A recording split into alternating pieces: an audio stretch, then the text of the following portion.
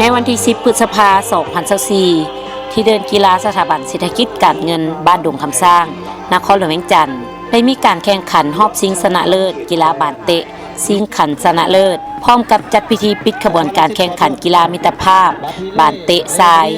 ชิงขันเลขาคณะบริหารงานพรรคกระทรวงการเงินครั้งที่ 3 ประจำปี 2024 อย่างเป็นทางการโดยการเข้าร่วมของสหายสันติภาพพรหมวิหารกรรมการศูนย์กลางพรรคเลขาคณะบริหารงานพรรครัฐมนตรีกระทรวงการเงินมีบรรดาสหายห้องเลขาคณะบริหารงานพรรคกระทรวงสหายคณะประจำพรรคเลขาคณะพรรคหักฐานบรรดากลุ่มอ้อมข้างองค์การจัดตั้งมหาชนสาวหนุ่มแม่หญิงกรรมบาลกระทรวงการเงินบรรดาสหายแขกถึกเชิญจากศูนย์กลางสาวหนุ่มสหพันธ์กรรมบาลลาวศูนย์กลางสหพันธ์แม่หญิงลาวตลอดฮอดบรรดาสาวหนุ่มกระทรวงองค์การแฮกเซียวเข้าร่วมขบวนการแข่งขันกีฬามิตรภาพทรายสาวหนุ่มกระทรวงการเงินครั้งที่ 3 ประจำปี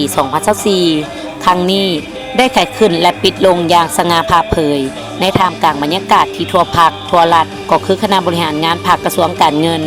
พร้อมออกแห่งแข่งขันจัดตั้งปฏิบัติมติของประชุมใหญ่ครั้งที่ 11 ของคณะพรรคแผนพัฒนาเศรษฐกิจสังคม 5 ปีครั้งที่ 9 ก็คือแผนงบประมาณแห่งรัฐ 5 ปี 2021-2025 ทั้งเป็นการสร้างผลงานสำหรับรับต้อนวันสำคัญต่างๆของพรรคของชาติให้มีขบวนการฟุดฟื้นและกว้างขวางโดยเฉพาะจุดประสงค์หลักในการจัดขบวนการแข่งขันกีฬามิตรภาพชิงขันเลขาคณะบริหารงานสาวหนุ่มกระทรวงการเงินครั้งนี้แม่นการสร้างขบวนการสำหรับรับต้อนกองประชุมใหญ่3คันขององค์คณะพรรคกระทรวงการเงินที่จะไขขึ้นในไวๆนี้และทั้งเป็นการหัดแน่นความสามัคคีสายพัวพันมิตรภาพให้นักแน่นยิ่งขึ้นเป็นเวทีสร้างโอกาสให้สมาชิกทั้ง3องค์การจัดตั้งมหาชนสาวหนุ่มแม่หญิงกรรมบาลอ้อมข้างคณะพรรคกระทรวงการเงินได้มาเต้าโฮมกันสร้างความสามัคคีออกกำลังกายเพื่อสุขภาพและมิตรภาพสร้างขวต่อที่ดีในการประสานงานจัดตั้งปฏิบัติเวียกงานวิชาเฉพาะของตนทั้งเป็นการส่งเสริมกิจกรรมเพื่อสุขภาพที่แข็งแรงเป็นกำลังสั่งรวมในการจัดตั้งหน้าที่การเมืองก็คือการปฏิบัติเวียกงานวิชาเฉพาะก็คือจัดตั้งปฏิบัติแผนงบประมาณแห่งรัฐให้มีประสิทธิภาพและประสิทธิผลสูงเพื่อตอบสนองกับความต้องการแผนพัฒนาเศรษฐกิจสังคมในระยะใหม่ตลอดระยะเวลาการแข่งขันกีฬามิตรภาพบานเตะทรายสาวหนุ่มกระทรวงการเงินครั้งนี้แม้มีความคึกคืนเป็นพิเศษมีก้อนกำลังการแสดงศิลปะวรรณคดีโดยมีทีมกีฬาบานเตะทรายสาวหนุ่มทั้งหมด16ทีมมาจากบรรดากรมกองและวิสาหกิจอ้อมข้างคณะพรรคกระทรวงการเงินพร้อมทั้งแผนกการเงินนครหลวงเวียงจันทน์โดยได้แบ่งออกเป็น4กลุ่มแข่งขันเพื่อคัดเลือกเอาทีมที่สามารถมีเทคนิคไหวพริบการลิ่นที่ดีซึ่งปรากฏว่าผ่านระยะเวลาการแข่งขันก็สามารถซอกได้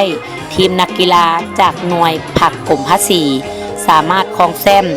รับขันรางวัลเลขาคณะบริหารงานพรรคกระทรวงการเงินครั้งที่ 3 ประจำปี 2024 ไปครองตอนแรกวันที่ 16 พฤษภาคม 2024 นี้ที่ห้องรับแขกศูนย์กลางเศร้าหนุ่มประชาชนปฏิวัติลาวได้มีพิธีมอบรับดอกไฟโซลาร์เซลล์จำนวน4สุดสำหรับเครื่องที่มามอบครั้งนี้แม่นทางคณะเศร้าหนุ่มกระทรวงพลังงานและบ่อแฮซึ่งนำโดยสหายจันทเรศวรวุฒิเลขาคณะบริหารงานเศร้าหนุ่มกระทรวงพลังงานและบ่อแฮพร้อมด้วยคณะเข้าร่วมในพิธีโดยมีสหายท้องจันทร์ภูมิพันธ์รองเลขาคณะบริหารงานศูนย์กลางเศร้าหนุ่มประชาชนปฏิบัติลาวมีสหายนางแก้วอุดรแสงมณีวงศ์หัวหน้าองค์การศูนย์กลางเศร้าหนุ่มประชาชนปฏิบัติลาวพร้อมด้วยสหายห้องหัวหน้าองค์การและหัวหน้าแผนกจากห้องการมอบรับดอกไฟโซลาร์เซลล์ครั้งนี้แม้นจะได้นำใส่ติดตั้งภายในศูนย์กลางเศร้าหนุ่มให้มีความสว่างยิ่งขึ้นกว่าเก่ารวมมูลค่าแม่น34 ล้านปลายกว่ากีบ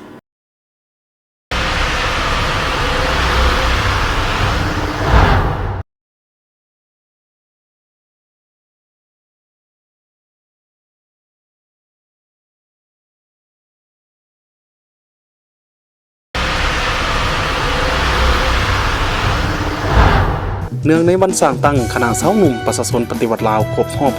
69 ปีวันที่ 14 เมษายน ปี 1955 ถึงวันที่ 14 เมษายน ปี 2024 คณะสาวหนุ่มประชาชนปฏิวัติลาวสืบต่อการศึกษาอบรมการเมืองนำพาแนวคิดให้แก่คนรุ่นหนุ่มแม้นมีความสำคัญ และจำเป็นในปัจจุบันก็คืออนาคตอันยาวนานเพราะสาวหนุ่มจะเป็นผู้สืบทอดภารกิจของพรรคของชาติประเทศชาติจะรุ่งเรืองศรีวิไลต้องอาศัยกำลังแห่งของสาวหนุ่มในขอบเขตทั่วประเทศให้สมกับนามยศของสาวหนุ่มที่ว่าสาวหนุ่มเปรียบเหมือนดังนงอินทรีที่บ่หวั่นกลัวต่อพายุลมแดงจงกลายเป็นสินไซแห่งยุคสมัยของพวกเฮาสาวหนุ่มลาวอาจหารก้าวขึ้นก้าวขึ้นก้าวขึ้นสมเสยวันสร้างตั้งคณะสาวหนุ่มประชาชนปฏิวัติลาวครบรอบ69 ปีอย่างสุดใจกลุ่มบริษัทเซเจริญวัสดุก่อสร้างเป็นกลุ่มผลิตและจำหน่ายวัสดุก่อสร้างที่ได้คุณภาพมาตรฐานสากลมีทั้งดินจีทันสมัยมีทั้งเหล็กเส้นเหล็กโค้งราคาทุกขนาดจากบรรดาโรงงานผลิตภายในและนำเข้าจากบรรดาโรงงานใหญ่ติดอันดับของประเทศเพื่อนบ้านเช่นโรงงานหัวฟัดโรงงานทาทาด้วยการบริการขนส่งว่องไวทันใจสามารถตอบสนองให้ทุกโครงการก่อสร้างในทั่วประเทศสนใจติดต่อได้ที่สำนักงานขายบ้านไซสว่างถนนเลขที่13ใต้เมืองไซธานีนครหลวงวิจันทร์โทรศัพท์030 984 3999 030 9800 600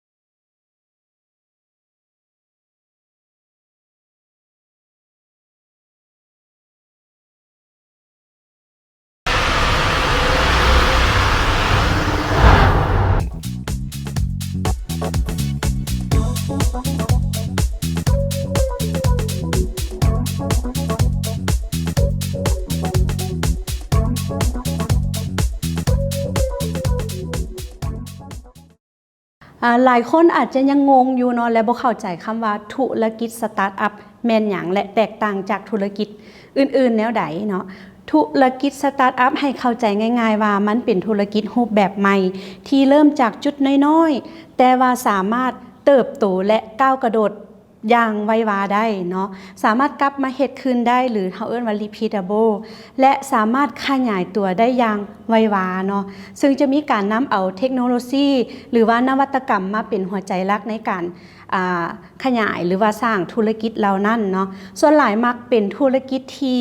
เกิดจากแนวความคิดที่ต้องการแก้ไขปัญหาในชีวิตประจำวันของสังคมอาจจะแนมเห็นช่องทางหรือว่าโอกาสในการเริ่มต้นธุรกิจแล้วนั่นที่ว่ายังบ่มีไผคิดหาหรือว่าบ่เคยลงมือเฮ็ดมาก่อนเนาะซึ่งจะมีกระบวนการแต่ละสเต็ปเริ่มจากการค้นหาไอเดียเนาะไอเดีย discovery การหันไอเดียธุรกิจแล้วนั่นมาเป็นสินค้าและบริการเพื่อออกไปสู่ตลาดเนาะขยายตัวเนาะเฮ็ดให้ธุรกิจเหล่านี้สามารถขยายตัวไปตามแต่ละเวลาได้สามารถเล็งขยายธุรกิจโดยการนำใช้แรงทุนเนาะหรือว่าซอกหาแรงทุนแล้วก็นำเสนอแผนธุรกิจเหล่านั้นต่อนักลงทุนเหล่านั้นได้สำหรับน้องๆหรือว่าบุคคลทั่วไปที่สนใจอยากสร้างธุรกิจสตาร์ทอัพนำพวกเฮาเนาะสามารถติดตามเพจหรือว่าติดตามข่าวสารของโครงการของเฮาได้หรือว่าเข้ามาเยี่ยมยามที่ศูนย์ของพวกเฮาได้เฮาเอิ้นว่าศูนย์สร้างสตาร์ทอัพเนาะหรือว่าเอิ้นว่า Startup Incubation Center อยู่ที่ศูนย์กลางสาวหนุ่มของเฮานี่เองขอบใจ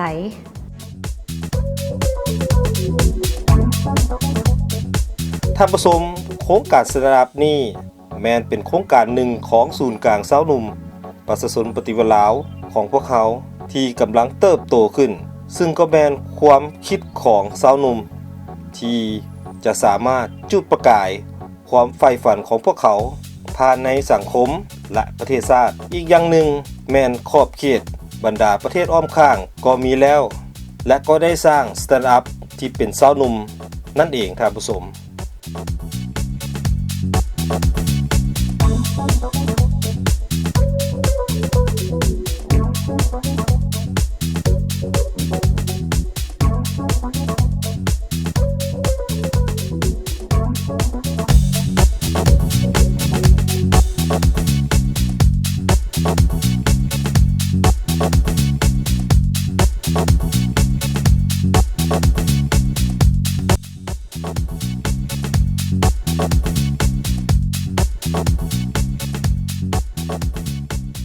ท่านผู้ชมโครงการสตาร์ทอัพนี้แม้นเป็นโครงการหนึ่งของศูนย์กลางสาวหนุ่มประชาชนปฏิวัติลาวของพวกเขาที่กำลังเติบโตขึ้นซึ่งก็แม้นความคิดของสาวหนุ่มที่จะสามารถจุดประกายความใฝ่ฝันของพวกเขาผ่านในสังคมและประเทศชาติอีกอย่างหนึ่งแม้นขอบเขตบรรดาประเทศอ้อมข้างก็มีแล้วและก็ได้สร้างสตาร์ทอัพที่เป็นสาวหนุ่มนั่นเองท่านผู้ชม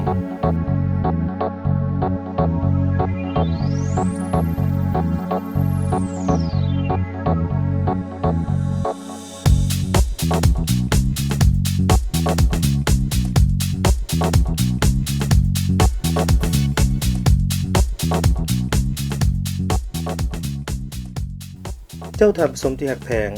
สำหรับอาทิตย์นี้ทีมงานตากล้องน้อยสาวหนุ่มของพวกเขาก็ยังจะนำสืบต่อกับภาพบรรยากาศของบรรดาสาวหนุ่มหญิงชายที่ได้มาเข้าร่วมกับกิจกรรมสตาร์ทอัพหรืออาจจะว่าการริเริ่มการสร้างธุรกิจใหม่ในช่องทางใดหนึ่งการเรียนรู้หลักการของการดำเนินธุรกิจก็ถือว่ามีความสำคัญหลาย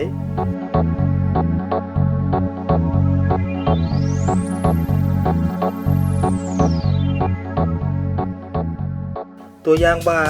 จะเปิดห้างขายเครื่องแห้งหรือส่งออกบ่แม่นว่ามีเครื่องแล้วจะเปิดได้เลยท่านผู้ชม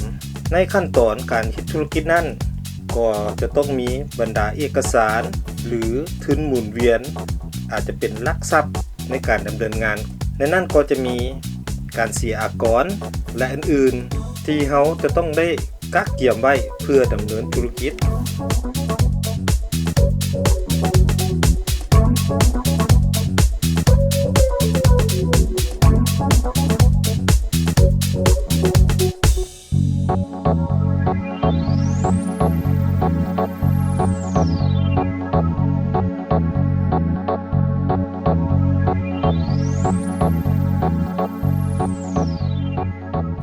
บอกได้เลยท่านผู้ชม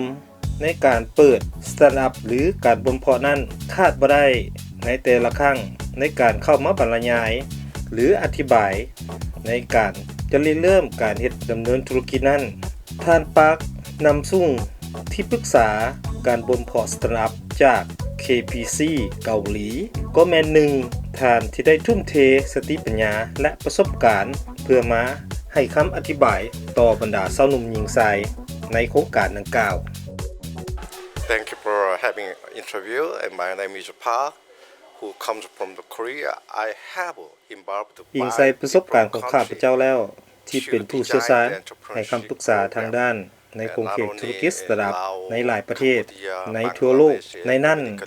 รวมทั้งประเทศเกาหลีที่มีบริษัทสตาร์ทอัพหลายหมื่นบริษัทอยู่ในขั้นตอนวิวัฒนาการข้าพเจ้าคิดว่ารัฐบาลก็มีความสำคัญหลายในการที่จะเป็นการสุกจู้การส่งเสริมทางด้านธุรกิจหรือการริเริ่มสตาร์ทอัพในลาวสิ่งสำคัญที่สุดแม่นสร้างระเบียบการของรัฐบาลที่จะสุกจู้กระบวนการสร้างสตาร์ทอัพให้ไปตามแนวทางเป้าหมายที่ถูกต้องของรัฐบาลเป็นต้นก็แม่นการสร้างนโยบายทางด้านภาษีอากรการดำเนินธุรกิจสตาร์ทอัพของชาวหนุ่มรัฐบาลควรสร้างองค์การจัดตั้งใดหนึ่งที่ดำเนินการสปอร์ตสตาร์ทอัพซึ่งในนั้นจะประกอบมีฝ่ายรัฐบาลและเอกชนจากจุดนี้จะเป็นจุดที่ดึงดูดที่จะก่อให้เกิดธุรกิจสตาร์ทอัพหลายขึ้นอีกสิ่งหนึ่งที่สำคัญแม้นพวกเขาควรศึกษาตัวอย่างของบริษัทสตาร์ทอัพที่ประสบผลสำเร็จและสามารถพัฒนาเศรษฐกิจมีท่าดีขึ้นอย่างชัดเจนวิธีนี้จะเฮ็ดให้ชาวหนุ่มมีโอกาสได้ศึกษาตัวจริงบนเส้นทางการกระบวนการการพัฒนาสตาร์ทอัพของพ วกเขาเอง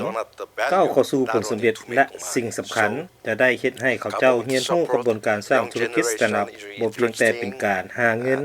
ได้แนวเดียวแต่ยังจะเป็นการปรับปรุงสังคมให้ดีขึ้นอีกสิ่งที่มีคุณค่าหลายกว่านั้นรัฐบาลสามารถนำกระบวนการนี้มาพัฒนาสาวหนุ่มในสังคมให้มีสิ่งใหม่ๆเกิดขึ้นและกระบวนการดังกล่าวนั้นจะเอิ้นว่าระบบนิเวศพัฒนาเศรษฐกิจสตาร์ทอัพอีกประเด็นหนึ่งที่สำคัญของข้าพเจ้าคิดว่าการสร้างการบ่มเพาะธุรกิจสตาร์ทอัพนี้และมันก็ยังจะสร้างความหมายในการค้นคว้าการลงทุนใส่สตาร์ทอัพซึ่งจะเป็นแรงสุดยูจูงใจหนึ่งที่สำคัญและจะเป็นพื้นฐานที่จะสามารถเต้าโหมผู้ที่มีความรู้ความสามารถการบ่มเพาะธุรกิจสตาร์ทอัพภายในประเทศภาคพื้นและสากลผ่านกระบวนการดังกล่าวนั้นพวกเขายังจะสามารถได้เรียนรู้กับผู้ที่มีความสามารถในการสร้างธุรกิจสตาร์ทอัพและผู้ลงทุนใส่การสร้างธุรกิจสตาร์ทอัพในลาวให้หลายขึ้นทั้งหมดนั้นข้าพเจ้าคิดว่ามันเป็นปัจจัยหนึ่งที่สำคัญในการพัฒนาธุรกิจสตาร์ทอัพในลาวของพวกเขา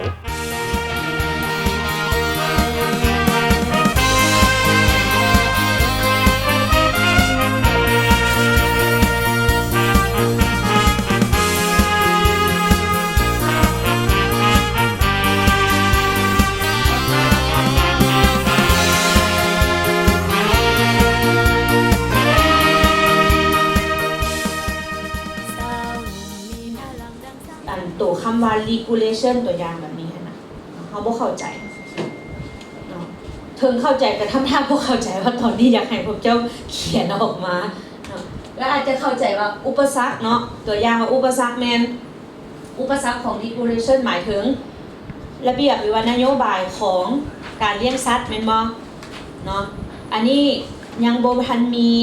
อยู่ในประเทศลาวบ่หรือว่ามันเป็นอุปสรรคแนวใดในเรื่องนโยบายหรือเรื่องกฎระเบียบเรื่องหลักการอีหยังต่างๆคำว่าเทคโนโลยีเด้เป็นหยังจังค่อยเขียนคำว่าเทคโนโลยีอุปสรรคด้านเทคโนโลยีหมายถึงอีหยังเนาะอุปสรรคของ economic factor หมายถึงอีหยังเขียนเป็นประโยคออกมาเนาะให้มันเข้าใจกว่านี้หลายขึ้นบัดนี้สำหรับการพัฒนาโปรโตไทป์อยู่ในนี่นะมันอาจจะมีอีกแบบอันอื่นอีกก็แล้วแต่ว่าในนี้อาจารย์จะมาแนะนำวิธีลักๆให้พวกน้องเนาะในการออกแบบในมื้อนี้เนาะเว้าเรื่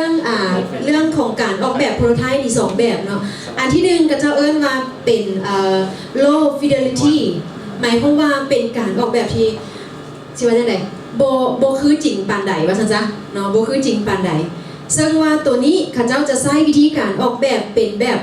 paper prototypeเนาะ paper prototype หมายถึงว่าเราจะมาเขียนต้นแบบหรือว่าโมเดลของเราลงในเจียก่อนเนาะเพราะว่าอย่างตัวนี้เนาะมันจะมีข้อดีอยู่ว่าเรานะสามารถสร้างโปรโตไทป์ด้วยเวลาอันสั้นๆและก็บ่สิ้นเปลืองทรัพยากรสมมุติว่าเราไปในเขตสมมุติเนาะพวกน้องไปเขตชนบทไปสำรวจเอาข้อมูลจริงผัดบ่มีอุปกรณ์อิเล็กทรอนิกส์มันบ่อำนวยความสะดวกในแถวนั้นแล้ววันนี้น้องเดินสิไปนำเสนอให้ลูกค้าแถวนั้นน่ะให้จังได๋วิธีใดดีเนาะก็เจ้าสิเข้าใจไอเดียว่าข่อยอยากมาสร้างแอปนี้นะซอกเจียขึ้นมาเลยนี่เนาะอันนี้เป็นวิธีนึงแหละที่มันง่ายซอกเจียขึ้นมาแต้มโปรโตไทป์นั้นขึ้นมาเลยเนาะอาจจะแต้มรูปร่างหน้าตาประมาณนั้นเนาะค่ะตกแต่งเนาะค่ะตกแต่งนะเฮาก็ตัด5ปีคือกันเนาะเอาตัวเลขกลมๆเนาะตัดถึงปีละ175เหรียญสรุปเอาตัดค่าโดยเฮียนเนาะตัวสีเหลืองเนาะปีนึง775เหรียญนะเอาตัดค่าโดยเฮียนปีนึงโอเคตัวนี้พอได้เนาะค่าโดยเฮียน ท่าน เนาะ ผู้ชมที่ฮักแพงโครงการสตาร์ทอัพนี่แม่นการร่วมมือของศูนย์กลางสาวหนุ่มประชาชนปฏิวัติลาวของพวกเขาในนั้นก็มีบริษัทสุรเทคลาวบริษัท KPC บริษัท IBS ลาวซึ่งเป็นโครงการส่งเสริมการสร้างความสามารถทางด้าน IT ให้กับสาวหนุ่มลาวและทั้งเป็นการบ่มเพาะธุรกิจสตาร์ทอัพ